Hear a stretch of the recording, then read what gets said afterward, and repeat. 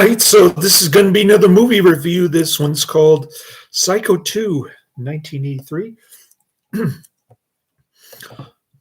This is going to be another trailer park boy mention. Formerly known as Adrian. I know Audra Hando's real name. That's Paula.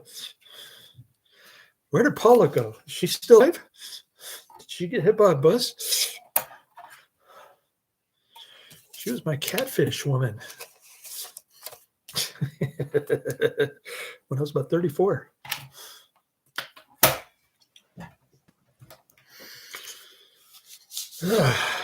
No, when I was about 43.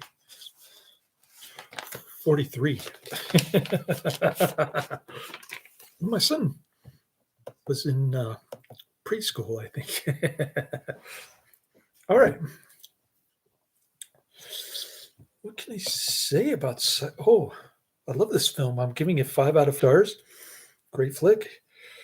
It's 22 years later, and Norman Bates is coming home. That's pretty much the what the trailer says. Although the beginning of the movie is almost exactly the same as the trailer. It has the infamous shower scene with Vivian Leigh, the blondie, and just kind of groundbreaking for 1960. I think that's when Psycho came out.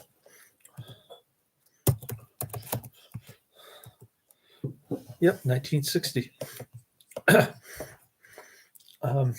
Although Hitchcock probably ripped off that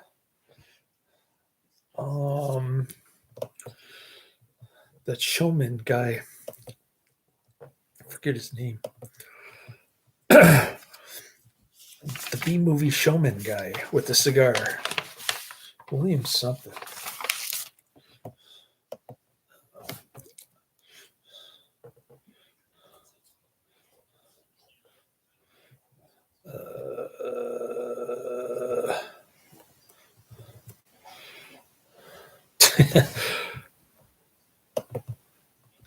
Sorry, I can't think of the name. I was telling Adrian about my crazy day yesterday. 15 hours worked. And the irony was the manager was trying to cut my hours as cost-cutting measure. He openly admitted that he was trying to take away my pay in order to save the company money. And he tried to blame me for being inefficient. So I could see it coming that he's going to harangue me tomorrow about working for 15 hours. So I sent a preemptive email to him explaining exactly what I was doing, changing the guy's flat tire and driving all over Sonoma County for my third route. And I explained to him that it's impossible to do 3 routes in 8 to 10 hours.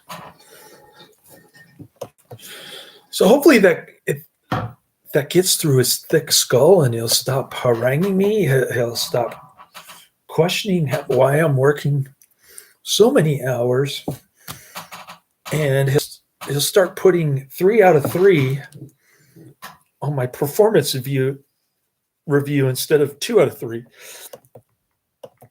That's what I'm hoping for. But, don't expect miracles, okay? Oh, here's the Psycho 2 disc. So Adrian went blah on my channel with a few recommendations. I think he misspelled rawhide. And there might have been some bad grammar on another one.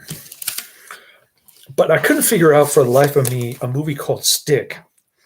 He doesn't put the year of the movie or who's in it. He might have thought Charles Bronson was in it. I can't remember, but It's actually Burt Reynolds. And I'm not sure how a Burt Reynolds movie relates to assassination, but I guess I'll find out because I did put it on my list. I found it on YouTube. All right. Did I show you the Psycho 2 disc? Pretty cool. So I was thinking this trailer is kind of lame. In the beginning of the movie, it's just recycled the 1960 movie shower scene. And then you get 22 years later. I like the Mary Loomis character. She was pretty good. I think she might have a full frontal, but it was too quick for me to see. It was like a flash. So that's precisely the point where Adrian, Trailer Park Boy hits the pause button. Okay, it's got Vera Miles, who's in the original Psycho. She was also in Brainwaves and The Man Who Shot Liberty Valance. We know Vera Miles very well. At first, you think that she's the only sane person in this movie. Everybody else is crazy, but this movie has so many plot twists. It's unbelievable. You don't know who the killer is really until the very end. And, I forgot to put Janet Leigh as one of the actresses because they recycled her footage from 1960. All right.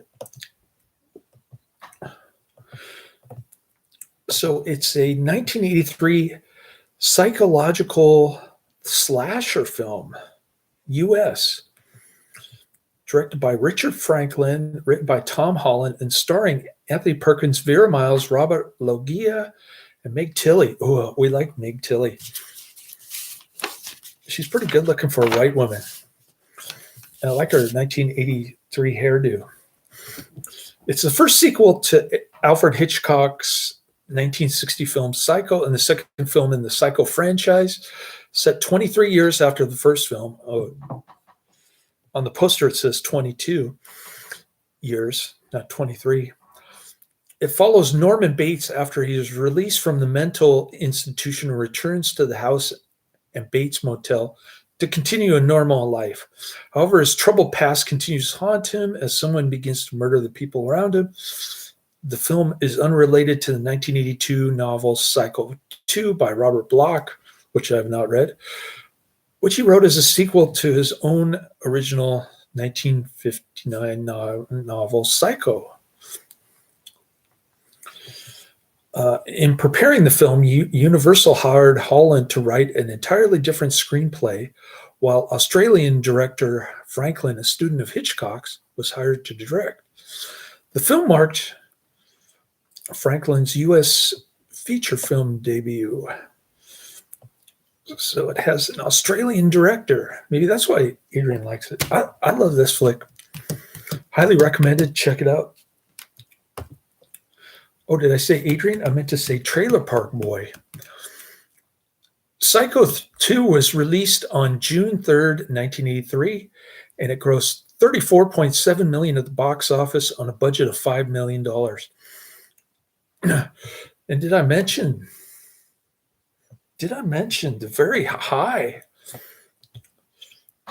6.5 out of 10 rating on IMDb, 27,283 votes. That's incredible for a slasher flick. Unbelievable. What an awesome sequel. It received mixed to positive reviews from film critics. The film was followed by Psycho 3, 1986, which I have not seen.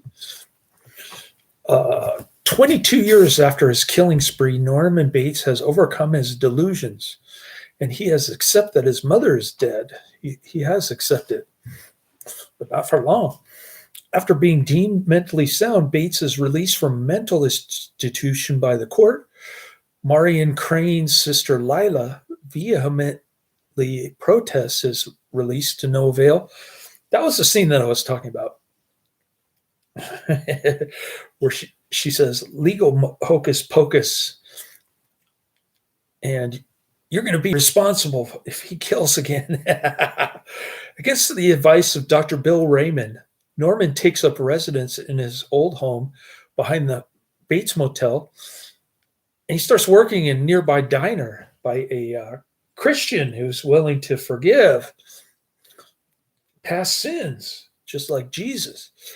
So a young waitress there, Mary, hot, comely, kind of short hair, feathered, good looking, gets thrown out of her boyfriend's place after work. Who'd want to dump her? Norman offers to let her stay at home. Of course he would. He later discovers that the whole motel's new manager, Warren Toomey, is using the motel to deal drugs, and he immediately fires him. He doesn't like Toomey. Toomey is a lowlife. He's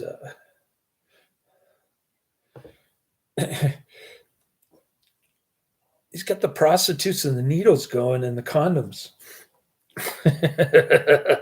Norman's a set. He's running a flea bag motel over there. Norman's assimilation into society appears to go well till he begins to receive mysterious phone calls, and he receives notes from Mother at the house and diner. During a work shift, a drunk Toomey picks a fight with Norman, who suspects him of leaving the messages. Shortly after, a figure in a black dress kills Toomey. We don't know who's killing Toomey till the end, I guess. While renovating the motel, Norman hears voices in the house. And he enters his mother's bedroom, find it exactly as it was 22 years ago. A sound lures him to the attic where he is locked in. Female figure later appears in front of two nearby teenagers, and he kills one. Still don't know who's doing the killing. The second one escapes, and he alerts the police. In the attic, Mary finds Norman, who shows her his mother's bedroom, only to find it back to its state of disuse. How did that happen? This movie is weird, man. The sheriff arrives and he questions them about the boy's murder. Mary claims that they were walking out together at the time. Oh, Mary's got the hots for Norman for no reason. Norman fears he may have killed the boy, since Mary told him the attic was unlocked and she found him. Now, Mary found a peephole, and I was beginning to think that Mary liked being watched through a peephole, but actually she blamed it on somebody else doing the peephole stuff to her mother. Speaking of Mary's mother, she lies to Norman, and she says she never talks to her parents. She's just trying to get a room with her girlfriend or her former boyfriend. That evening, Mary meets with Lila, her mother. The two have, in fact, been making the phone calls and notes, even posing at the window dressed as Norman's mother. Mary altered her mother's bedroom and locked Norman in the attic so she could change it back. All of this was an attempt to drive him insane again and have him recommitted. However, Mary's growing friendship with Norman has convinced her that he is no longer capable of killing. Bad.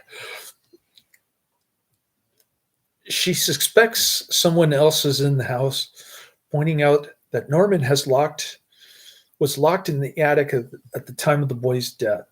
Norman becomes too terrified to leave his room, saying he saw his real mother in the house. Mary tells Norman that his sanity is beginning to erode, and he stays there to comfort him. Oh, I wish I could have been there with Mary. Anyway, Dr. Raymond discovers that Mary is Lila's daughter, and he tells Norman that the two of them must be the ones haranguing him. Norman is only partially convinced, saying the one behind everything must be his real mother, despite being there no record of him being adopted. Norman confronts Mary, who says that she's given up her part in Lila's ruse. Lila, however, will not stop because she's Vera Miles. I like the Vera Miles character in this film. I don't know why, but she's ruthless and brutally honest. And she even starts to manhandle her daughter, like grabbing her really hard. She's intense.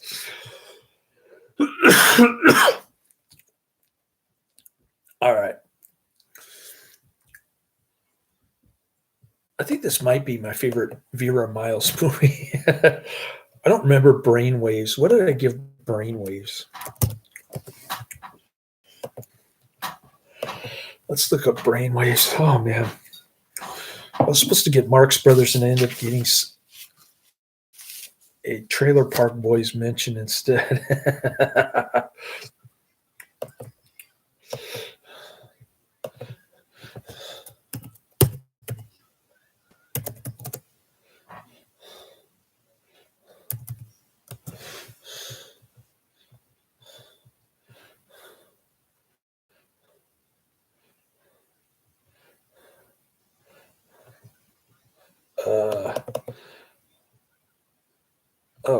I was looking for Brainwaves.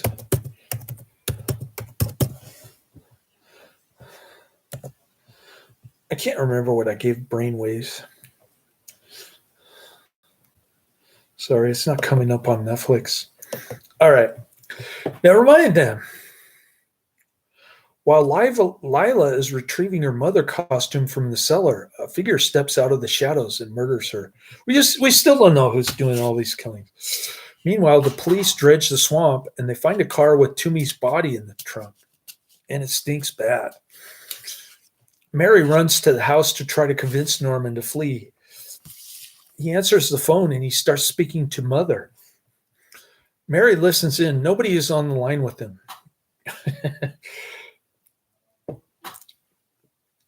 Sometimes I wonder if the director's like high as a kite. Because we don't know if this is a dream or reality, this movie. While Norman debates with Mother about her command to kill Mary, she runs into the cellar and she dresses up as Mother in an unsuccessful bid to get Norman to hang up the phone. Dr. Raymond grabs her from behind, thinking he has caught her in the act of trying to drive Norman insane. And in her fright, Mary accidentally turns and plunges a knife into his heart. Oops, I accidentally killed somebody. Confronted by the sight of Mother standing over Dr. Raymond's bloody corpse, Norman's sanity finally snaps and he advances upon Mary, babbling. She backs into the fruit cellar and she stumbles upon Lila's body buried in a pile of coal. Who did that? We don't know. Assuming Norman is responsible, Mary raises her knife to kill him, but he's shot. She is shot dead by the incoming police. Poor Mary. In light of an overheard argument between Mary and Lila, Mary's attempt to kill Norman, and her dressing as his mother, the police incorrectly determined Mary committed all the murders. So you got the Keystone Cops here guessing who the murderer is. And at this point, I'm starting to believe it too. That Mary did all the killings. Anyways, that is not the case. You want to guess who the murderer is? Later, Emma Spool, another waitress from the diner, visits Norman, and she informs him that she is his real mother.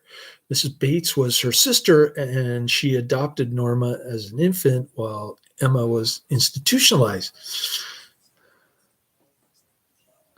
Emma reveals that she was the real murderer, having killed anybody who tried to harm her son. All right, so we know who the murderer is. And the ending is great. Love this flick. When the movie opened on June 3rd, 1983, it earned $8.3 million in its opening weekend, and number 2 behind Return of the Jedi, and it went to gross over $34 million. What a spectacular box office success this was.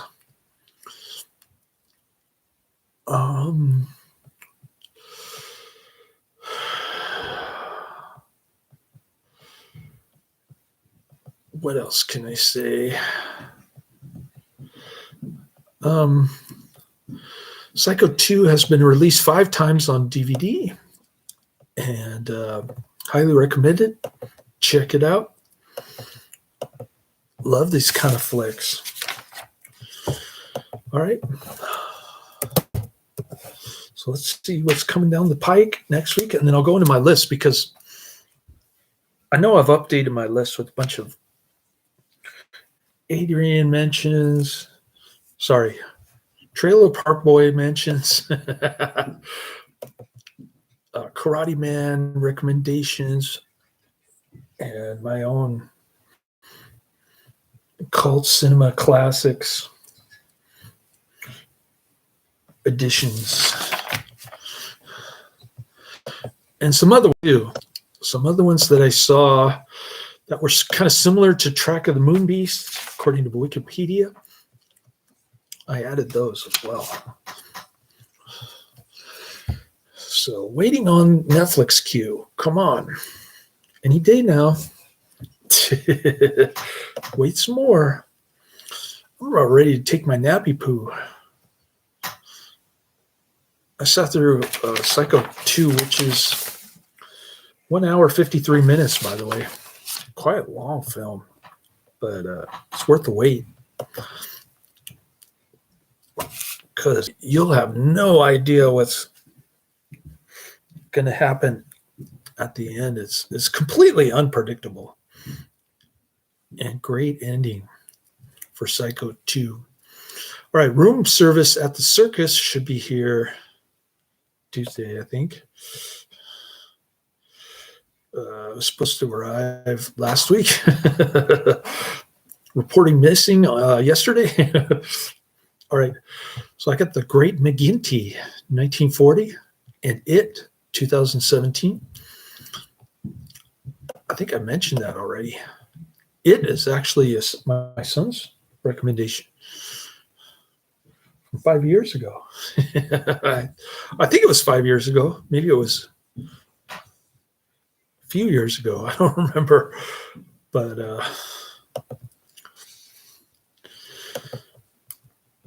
I won't be getting any new Netflix for a while. Probably not until Tuesday, I'm guessing. So I got my mother's, I mentioned to Adrian that I got my mother's estate check, $9,387 or something. So I paid about $1,000 in bills. All my bills are paid. The bank was closed last night after working 15 hours. So I figured, why even bother going there at nighttime with the bank being closed? I went there this morning and I was running late picking up my son, but he was running late getting up from bed. So it didn't matter. Anyways, I deposited the check at the ATM today. Hopefully it'll clear tomorrow. I started investing a little bit in Nakarta stock on Robinhood for Monday. But I won't get the 7,200 in my Robinhood account until Friday, probably. So my list says Tormented, 1960, Mackenzie's Island, 1998, Blood Savage, 1947, Program to Kill, 1987, Frogtown 2, a.k.a. Return to Frogtown, The Wasp Woman, 1959, Jack London, 1943, The Monster of Piedras Blancas, 1959, The Crawling Hand, 1963, Invasion of the Animal People, 1959, The Jungle, 1952, One Body Too Many, 1944, Blood Warriors, 1993, Screaming Tiger, 1973, The Wild World of Batwoman, 1966, Queen of the Amazons, 1947, Hell Up in Harlem, 1973, Snow Beast, 1977, Platoon Leader, 1988, Sherlock Holmes, The Case of the Reluctant Carpenter, TV episode 21, 1955, Mercenary Fighters, 1988, The Buckskin Lady, 1957, Stormcatcher, 1999, The Taking of Beverly Hills, 1991, The Manster, 1959, Bedside Manner, a.k.a. Her Favorite Patient, 1945. And this one is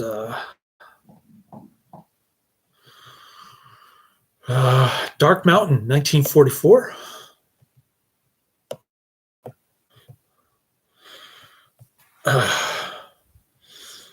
Sorry, I have to go back to my list because it wasn't showing on there. It just said YouTube. And I think I got a couple more. Oh, The Crater Lake Monster, 1977. The Giant Spider Invasion. And Stick, 1985. After badgering and haranguing Trailer Park Boy for an entire day, he finally told me that Candace Bergman was in it, and it was from 1995, not 1987. All right, so we got that straightened out. Cool. Guess I'll watch Tormented next after my nappy poo later.